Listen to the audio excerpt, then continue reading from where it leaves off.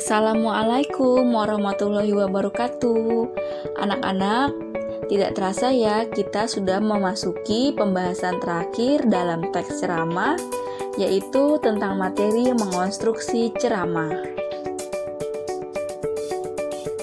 Bersama Ibu Yulia Anggraini, guru mata pelajaran Bahasa Indonesia di kelas 11.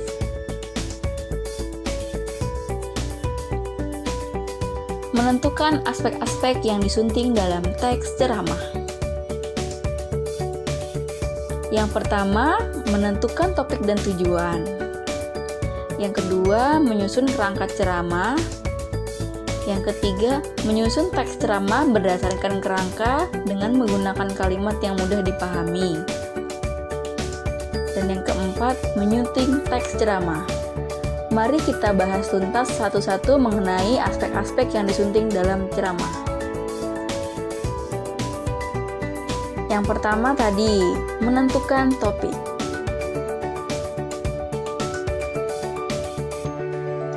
Beberapa topik yang dapat dijadikan bahan ceramah adalah pengalaman pribadi, hobi dan keterampilan, pengalaman dalam pekerjaan, pelajaran sekolah atau kuliah, pendapat pribadi, masalah keagamaan, problem pribadi, biografi tokoh terkenal, dan minat khalayak. Nah, biasanya ini beberapa topik yang sering digunakan atau sering dijadikan bahan ceramah. Yang kedua, merumuskan tujuan ceramah.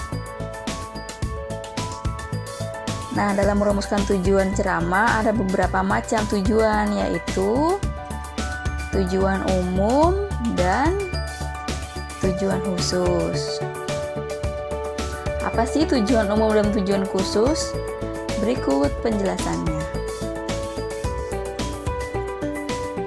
Tujuan umum ceramah biasanya dirumuskan dalam 3 hal, yaitu memberitahukan atau informatif, memengaruhi atau persuasif, dan menghibur atau rekreatif. Ceramah informatif ditujukan untuk menambah pengetahuan pendengar. Ceramah persuasif ditunjukkan agar pendengar mempercayai, menyetujui, atau bahkan mengikuti ajakan pembicara. Nah, yang terakhir ada ceramah rekreatif, ditunjukkan agar pendengar merasa terhibur. Tujuan khusus ialah tujuan yang merupakan rincian dari tujuan umum. Tujuan umum lebih informasional, lebih jelas, dan terukur dalam pencapaiannya. Berikut contoh hubungan topik, tujuan umum, dan tujuan khusus. Topik misalnya manfaat penghijauan. Nah, tujuan umumnya yaitu persuasif atau mengajak. Sedangkan tujuan khususnya pendengar memperoleh keyakinan tentang manfaat penghijauan. Yang ketiga, menyusun kerangka ceramah. Kerangka ceramah merupakan rencana yang memuat garis-garis besar materi yang akan diceramahkan. Kerangka ceramah yang baik memiliki ciri-ciri sebagai berikut.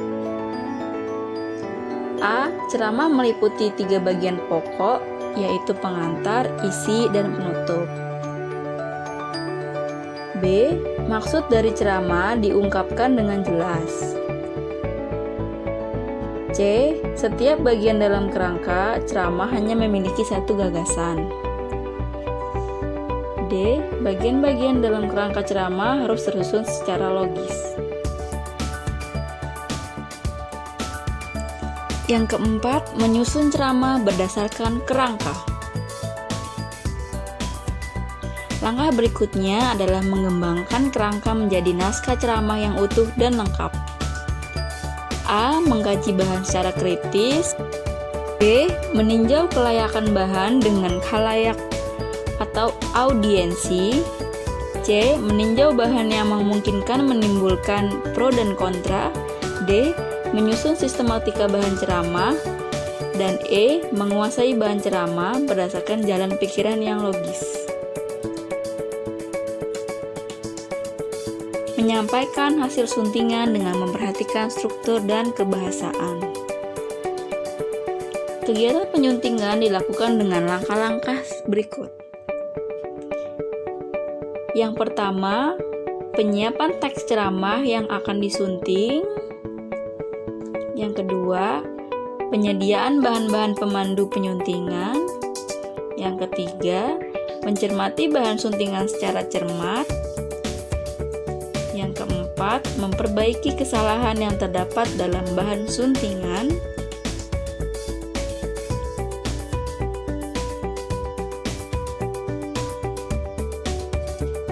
Tugas individu 4. Dari 9 jenis topik yang didaftarkan di atas, tentukanlah sebuah topik yang menurutmu bagus untuk diceramahkan.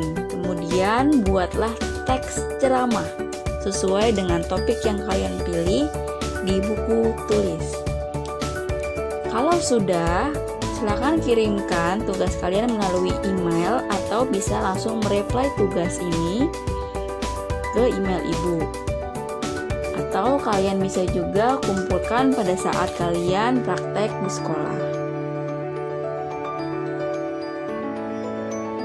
Terima kasih. Akhir kata Ibu ucapkan wassalamualaikum warahmatullahi wabarakatuh.